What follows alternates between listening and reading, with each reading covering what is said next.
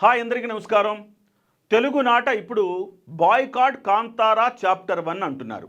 దీని మీద పెద్ద ఎత్తున సోషల్ మీడియాలో ట్రెండింగ్ నడుస్తోంది. ఏ స్థాయిలో నడుస్తోందంటే చివరకు డిప్యూటీ సీఎం పవన్ కళ్యాణ్ గారు ప్రత్యేకంగా దీని మీద స్పందించాల్సి వచ్చింది. ఎందుకు డిప్యూటీ సీఎం గారు స్పందించాల్సి వచ్చిందంటే ప్రధానంగా పవన్ కళ్యాణ్ గారి అభిమానులు ఎక్కువగా దీన్ని ట్రెండ్లోకి తీసుకొచ్చారు.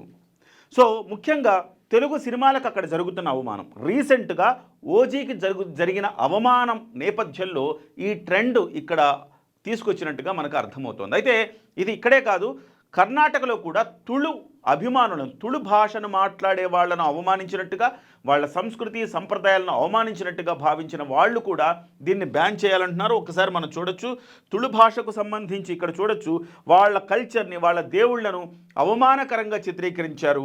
సో ఆ వేషధారణలో సిగరెట్ తాగించారు, ఒక రకంగా అశ్లీలంగా దృశ్యాలు చూపించారు, అశ్లీలంగా నృత్యాలు చేశారు.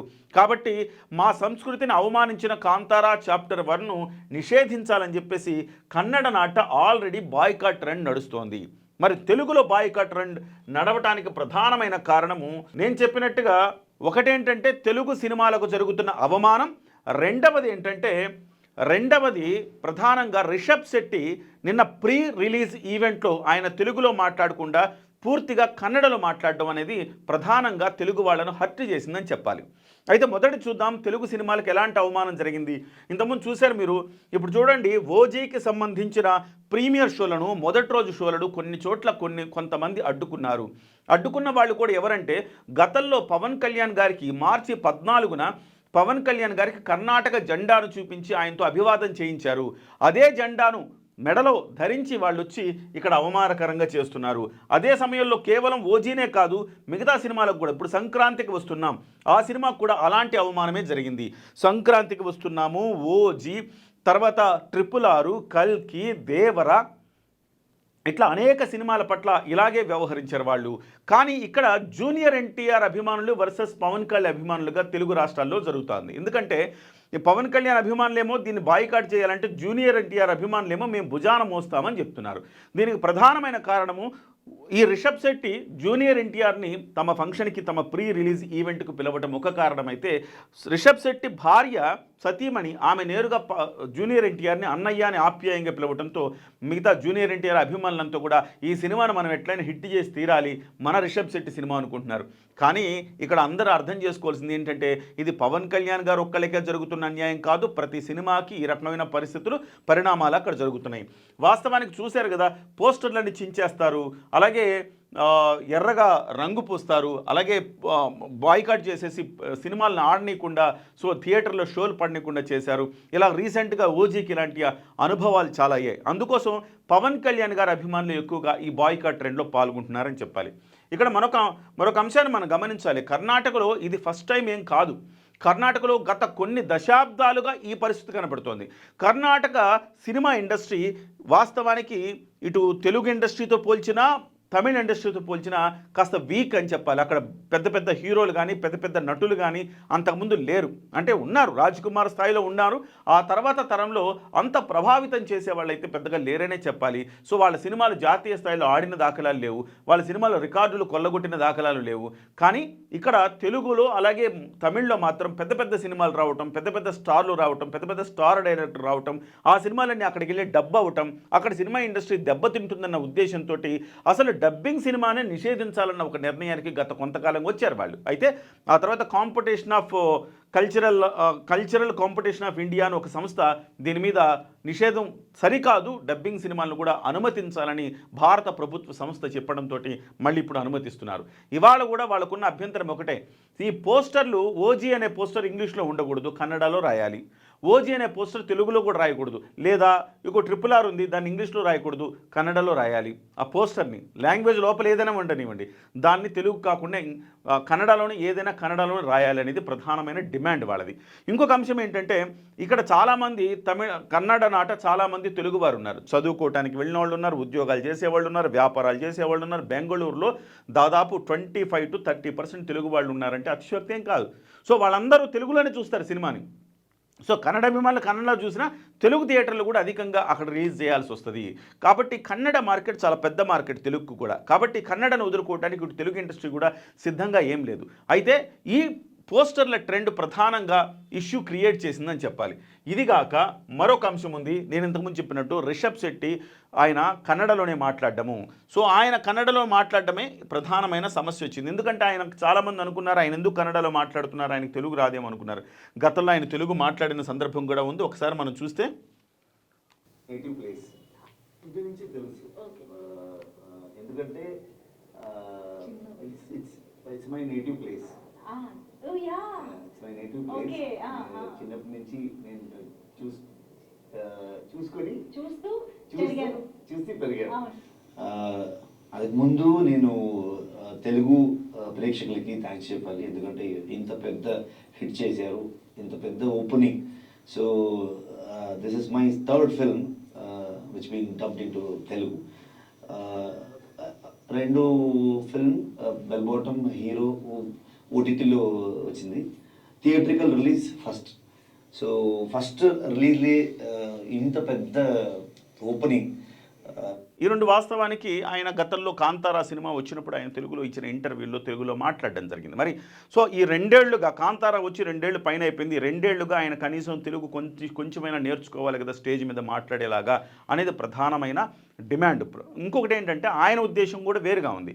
సో నేను వచ్చిరాని తెలుగులో మాట్లాడి తెలుగులో కొంత అవమానకరంగా భాషను అవమానించడం నాకు ఇష్టం లేదు కాబట్టి నేను కన్నడలో మాట్లాడాను, నాకు తెలుగు సరిగా రాదు అనేది ఆయన చెప్తున్నమాట. అంటే చాలామంది తెలుగు సరిగా రాకపోయినా తెలుగుని ఇంగ్లీష్లో రాసుకుని మరి తెలుగు ప్రేక్షకులకు అభివాదం చేస్తుంటారు.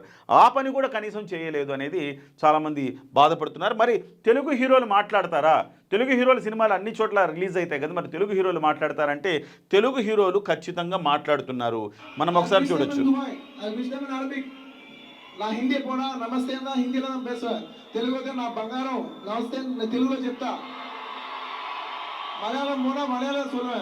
So wherever we stand it's very simple. ఇది అల్లు అర్జున్ తమిళనాడుకి వెళ్ళినప్పుడు తమిళ్లో మాట్లాడాడు. ఎక్కడికి వెళితే అక్కడ మాట్లాడడం అనేది మనం చెయ్యాలని చెప్తున్నాడు.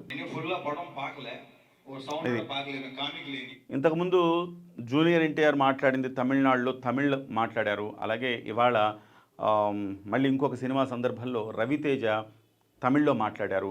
వీళ్ళందరికీ తమిళ్ వచ్చనే కాదు, తమిళ్ కాస్త రాకపోయినా నేర్చుకొని మాట్లాడారు. అల్లు అర్జున్ తమిళనాడులో పెరుగుండొచ్చు స్టార్టింగ్లో, కాబట్టి ఆయనకు వచ్చి ఉండొచ్చు, ఆయన మాట్లాడి ఉండొచ్చు అని మనం అనుకుంటాం. కానీ అల్లు అర్జున్ కన్నడకి వెళ్తే కన్నడలో మాట్లాడాడు, తమిళ్కి వస్తే తమిళ్లో మాట్లాడాడు, అలాగే హిందీ చిత్రసీమకి వెళ్తే హిందీలో మాట్లాడాడు. అలాగే సో రవితేజ ఏమి తమిళనాడులో పెరగలేదు, అయినప్పటికీ ఆయన తమిళనాడులో కొంత సినిమా ఇండస్ట్రీలో తమిళనాడులో సినిమా ఇండస్ట్రీ ఉండటం వల్ల ఆయన కొంత పరిచయం ఉండొచ్చు. కానీ వీళ్ళకి కన్నడ పరిచయం లేదు కదా, కన్నడలో కూడా మాట్లాడారు. జూనియర్ ఎన్టీఆర్ చూడండి కన్నడలో మాట్లాడాడు. ಕರ್ನಾಟಕ ರಾಜ್ಯ ಮುಖ್ಯಮಂತ್ರಿ ಶ್ರೀ ಬಸವರಾಜ ಬೊಮ್ಮಾಯಿ ಅವರಿಗೆ ಧನ್ಯವಾದಗಳು. ಚಿಕ್ಕಬಳ್ಳಾಪುರ ಮಗ అది సో అటు అంటే కన్నడలో మాట్లాడడం లేకపోతే ఎక్కడికి వెళ్తే వాళ్ళు చెప్తున్నది ఒకటే అనమాట. మనం ఏ లాంగ్వేజ్కి వస్తే ఏ భాషా ప్రయుక్త రాష్ట్రాలు మన అన్నీ కూడా ఏ రాష్ట్రానికి వస్తే ఆ రాష్ట్రం యొక్క లాంగ్వేజ్ని ఎంతో కొంత మనము మాట్లాడితే వాళ్ళని గౌరవించినట్టు ఉంటుందని చెప్పేసి మన తెలుగు హీరోలందరూ కూడా పనిగట్టుకొని ఎంతో కొంత లాంగ్వేజ్ నేర్చుకొని అక్కడికి వెళ్ళి ఆ లాంగ్వేజ్లో మాట్లాడడం, అట్లీస్ట్ తప్పులో తడకలో ఎలాగోలా కొంతవరకు మాట్లాడడానికి ప్రయత్నం చేయడంతో చాలామంది మీరు చూడండి హీరోయిన్లు కూడా తెలుగులో ఎంతో కొంత మాట్లాడితే చప్పట్లు కొడతారు మనోళ్ళు, ఆ తెలుగులో ఎంత చక్కగా మాట్లాడడం. ఎందుకు నరేంద్ర మోదీ గారు మన రాష్ట్రానికి వచ్చినప్పుడు మొదటి 2-3 వాక్యాలు తెలుగులో మాట్లాడతారు. సో అంటే ఇదొక తెలుగు భాషను గౌరవించడం అనమాట. ఆ రకమైన పరిస్థితి రిషబ్ శెట్టి ఆ రకమైన ప్రయత్నం చేయకపోవడంతో కొంత నెగటివిటీ వచ్చింది అని మనం భావించవచ్చు. ఏదేమైనా ఇది కొంత ఇబ్బందికరమైన వాతావరణం క్రియేట్ చేసిందని చెప్పాలి. అయితే దీని మీద పవన్ కళ్యాణ్ గారు వెంటనే స్పందించారు. సో కళకు భాషా భేదం లేదు, దీన్ని ఈ రకంగా బాయ్కాట్ ట్రెండ్ అనేది కరెక్ట్ కాదని చెప్పేసి ఆయన మాట్లాడారు. ఆయన నిన్న ఒక ప్రెస్ స్టేట్మెంట్ ఆయన ఇవ్వటం జరిగింది.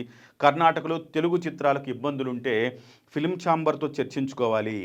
సో కర్ణాటకలో తెలుగు సినిమాలకు ఇబ్బందులు ఉన్నాయి, వాస్తవం ఉంటే మనం అక్కడ ఫిల్మ్ ఛాంబర్తో చర్చిద్దాం, కానీ ఈ రకమైన పరిస్థితిని క్రియేట్ చేయొద్దు అని చెప్తున్నారు. సో కాంతారా చాప్టర్ 1 చిత్రానికి ఆటంకాలు కలిగించొద్దు, కళ మనుషులను కలపాలి, విడదీయకూడదు. చిత్రం టికెట్ ధరల పెంపును ప్రభుత్వం సానుకూలంగా చూసి నిర్ణయం తీసుకుంటుందని చెప్పారు. అంటే దీని మీద టికెట్ల పెంపుకు సంబంధించి కూడా ఇటు తెలుగు రాష్ట్రాల్లో 2 రాష్ట్రాల్లో కాంతారా చాప్టర్ 1 అప్లై చేసుకుంది. ఈ నేపథ్యంలో ఆంధ్రప్రదేశ్లో ఒక సంకేతం అయితే ఇచ్చారు పవన్ కళ్యాణ్ గారు. ఇలా సినిమాలను మనము అడ్డుకోవటం, బాయ్కాట్ చేయటం సరైన పద్ధతి కాదు అని చెప్తా ఉన్నారు. సో ఖచ్చితంగా సినిమా టికెట్ల రేట్ల పెంపును కూడా సానుకూలంగా చూస్తున్నామని చెప్తున్నారు. ఒకటైతే మనం ఇక్కడ అర్థం చేసుకోవాలి, రెండు వైపుల నుంచి కొంత సానుకూలంగా ఆలోచించాల్సిన అవసరం ఉంది. కన్నడ ప్రజలు కూడా సానుకూలంగా ఆలోచించాలి. తెలుగు సినిమాలను అలా ఇబ్బందులు పెట్టడం కూడా చర్య కాదు. దీన్ని అక్కడ ఫిలిం ఛాంబర్ పవన్ కళ్యాణ్ గారు చెప్పినట్టుగా ఆ ఫిలిం ఛాంబర్ వాళ్ళతో మాట్లాడి వాటిని సెటిల్ చేయాల్సిన అవసరం ఉంది. అట్ ద సేమ్ టైం మనం కూడా ఆ రకంగా ప్రవర్తిస్తే కన్నడ వాళ్లకు ఇటు తెలుగు వాళ్లకు ఉన్న డిఫరెన్స్ ఏముంటుంది. కాబట్టి తెలుగు వాళ్ళు మొదటి నుంచి కూడా డబ్బింగ్ సినిమాలను ఆదరిస్తారు. ఇవాళ చూడండి తెలుగులో మార్కెట్ ఉంది అంటే అక్కడ లేదు. వాస్తవానికి మన తెలుగు హీరోలు తమిళనాడులో కానీ కన్నడలో కానీ ఎక్కువ డబ్బింగ్ చేసేవారు కాదు అంతకుముందు. కానీ మనకి ఎప్పటి నుంచో ప్రభు కావచ్చు, రజనీకాంత్ గారు కావచ్చు, విజయకాంత్ గారు కావచ్చు, వాళ్ళ సినిమాలన్నీ కూడా ఆ రోజుల నుంచే మనకి 70 వస్తే కెప్టెన్ ప్రభాకర్ లాంటి సినిమాలను మనం ఆదరించాము, ప్రభు గారి సినిమాలను ఆదరించాము మనము. సో చాలా సినిమాలను ఆదరిస్తూనే ఉన్నాం. సూర్య సినిమాలు అయితే స్టార్టింగ్ నుంచి ప్రతి సినిమా అక్కడ రిలీజ్ అయ్యింది, ఇక్కడ రిలీజ్ అయ్యింది. కానీ మన తెలుగు హీరోలు తమిళ మార్కెట్ని కానీ కన్నడ మార్కెట్ని కానీ క్యాప్చర్ చేయలేకపోయారు. సో బాహుబలి వచ్చిన తర్వాత మాత్రం ఈ ట్రెండ్ మొదలైందని చెప్పాలి. సో ఖచ్చితంగా తెలుగు వారికి ఇతర భాషస్తుల్ని, ఇతర భాషా చిత్రాలని కావచ్చు, ఇతర భాషా సంస్కృతులను కావచ్చు కొంతవరకు ఆకలింపు చేసుకుంటారు, ఆస్వాదిస్తారు, సో ఆహ్వానం పలుకుతారు. సో ఆ పరిస్థితి అటు తమిళనాడులో కానీ అటు కర్ణాటకలో కానీ లేదు. కొంచెం కుచితమైన ఆలోచనలు ఉన్నాయి అక్కడ. ఆ కుచితమైన ఆలోచనలు వాళ్ళు తీసి పక్కన పెట్టాలి. పవన్ కళ్యాణ్ గారు చెప్పినట్టుగా కళకు భాషా భేదం లేదు, కళ అందరినీ కలపాలి కానీ విడదీయకూడదు. పవన్ కళ్యాణ్ గారు ఇదే వసుదైక కుటుంబం అనే ఆలోచనతో ఆయన మాట్లాడతారు. సో కులాలను కలిపి ఆలోచన చేస్తారు. అలాగే భాషల పట్ల కూడా ఆయన అదే ఆలోచన, భాష, సంస్కృతి, కులాలు, ప్రాంతాలు అన్నింటిని వసుదైక కుటుంబం రీతిని ఆలోచించే వ్యక్తి కాబట్టి పవన్ కళ్యాణ్ గారు ఈ రకమైన స్టేట్మెంట్ ఇచ్చారు. మొత్తం మీద శాంతించాలి, తెలుగు అభిమానులు కూడా శాంతించాలి. అలా కాకుండా ఉండాలని, అలా ఇబ్బందులు పెడితే కనుక కర్ణాటక వాళ్ళు మన దగ్గర ఎక్కువ మంది లేరు కానీ మన వాళ్ళు కర్ణాటకలో దాదాపు 25-30% మంది ఉన్నారు. సో కాబట్టి మనం చాలా సంయమనం పాటించాలి. మన వాళ్ళకి ఇబ్బందులు రావద్దు అక్కడ. కాబట్టి దీన్ని ఎక్కువగా ఇష్యూస్ చేసుకొని ఇబ్బందులు క్రియేట్ చేసుకోకుండా దీనికి ముగింపు పలికితే బాగుంటుంది.